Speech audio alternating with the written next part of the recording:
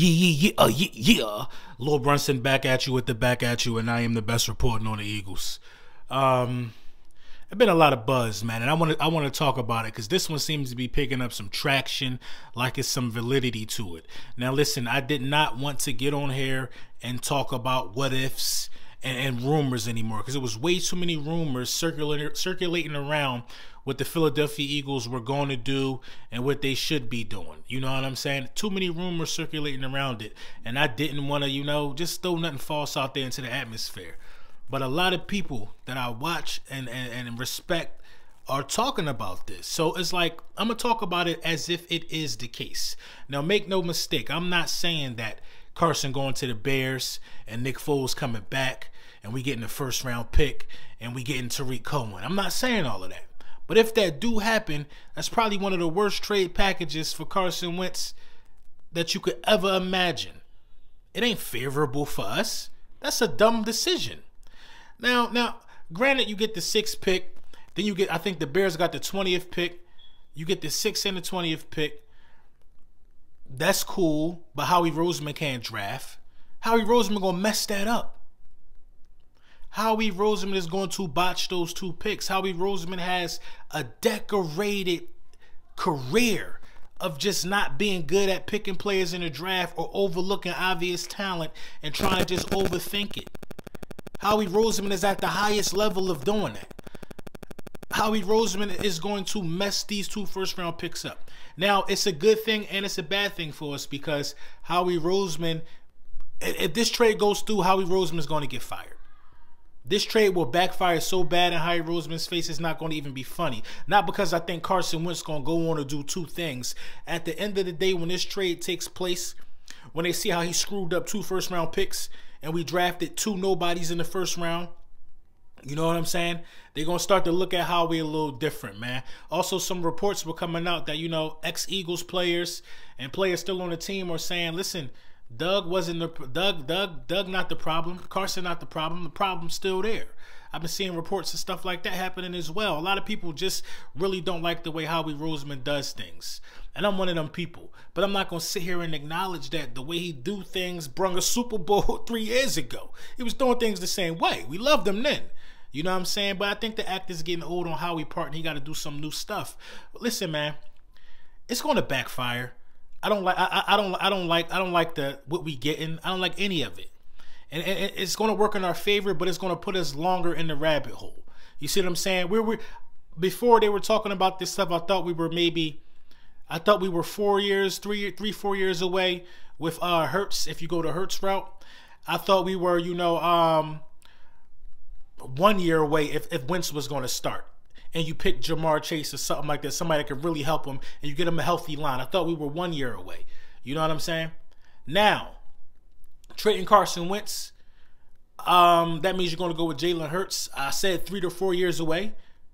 But what you're getting back for Carson Wentz makes it about 6 to 7 years away from being competent and competing again. Makes the long, dark path that much harder. Because what you're getting back for Carson Wentz at that point is a Nick Foles, Super Bowl 52 MVP. Nick Foles. Statue outside the stadium, Nick Foles. You know what I'm saying? I just got to say, pause. Pause. You know what they call him? He coming back.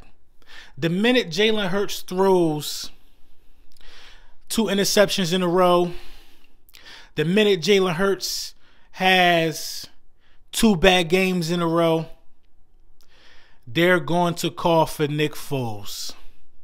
And the call is going to be louder than you ever heard. 70% of the city didn't even want him to leave. They will return with a vengeance. The Foles in society, as 500 will call them. Nick Foles has a cult following unlike no other in Philadelphia. Listen, the quarterback controversy is never ending if you go along with this deal. Bringing back Nick Foles is the last thing you want to do. The last thing you want to do is let Jalen Hurts feel like you're not all behind him. You could potentially go from having 2 good quarterbacks to no good quarterbacks. This is detrimental to the next 7, 6. Listen, if you bring Nick Foles in here, we bad for 6, 7 years. And it's not no indictment to Nick Foles. It's all Howie Roseman, man. Tell me how that even makes sense, y'all.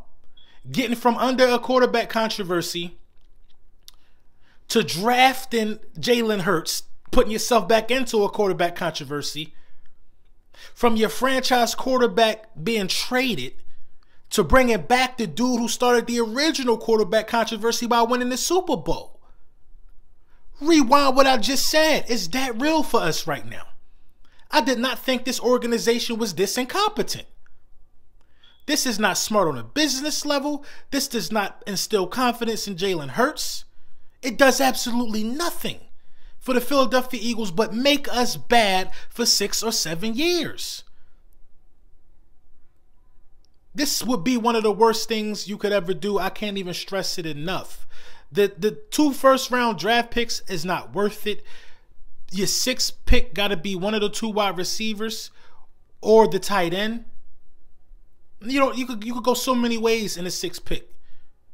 Do not make this complicated. Because with 2 first-round picks, Howie Roseman he's greedy, yo. He's going to trade back out of that 6th spot. I'm telling you, bro. Or he's going to trade back. He's going to trade back out of one of them picks and leave somebody on the board that should be a Philadelphia Eagle, and somebody going to pick him right up. This how you could judge Howie Roseman draft picks. No cap. And I'm going to do this. Let's have a social experiment. Everybody that Howie Roseman picked in the 1st or 2nd round, acknowledge him for the last five years or whatever. Acknowledge those 2 players in the 1st and 2nd round that he picked first. And look at who went directly after him. I don't even know who went directly after them off of the board, but look who went directly after them, and I guarantee you 75% of the time, you gonna find that we was 1 pick away, how we just made the bad pick overthinking it. Guarantee you, bro. So I don't feel confident with him having the 6th pick and the 20th pick. To be quite honest with you, bro, listen. I'm gonna talk to y'all how I talk to y'all. To be quite honest with you, man, I was comfortable with fixing the offensive line, bringing Carson Wentz back, which actually saves you money. You see what I'm saying? Because now you ain't got to be $30 million. The biggest cap carryover, the biggest dead cap amount in NFL history, bro. We don't have to carry that label. Get him a wide receiver, fix the offensive line, let him know how you feel about him, put Jalen Hurts on the block, and get your 2nd back. Period. Let him go somewhere. It's a win-win no matter which quarterback. It's a win-win. But it seemed like the losing quarterback in the situation will remain a Philadelphia Eagle because of the incompetence of Howie Roseman. I cannot believe we talking about bringing Nick Foles back. It don't make no sense at all. It don't make no sense at all. Then you got people telling me that, if he have 2 bad games, he deserved to get his spot taken. It's the NFL. What? This will be his first full start. What are you talking about? Patrick Mahomes has had 2 bad games in a row. If the you know what I'm saying? Dudes go into slumps. We're not exempt from a slump. We got 1 ring. Let's not act like we do this every year.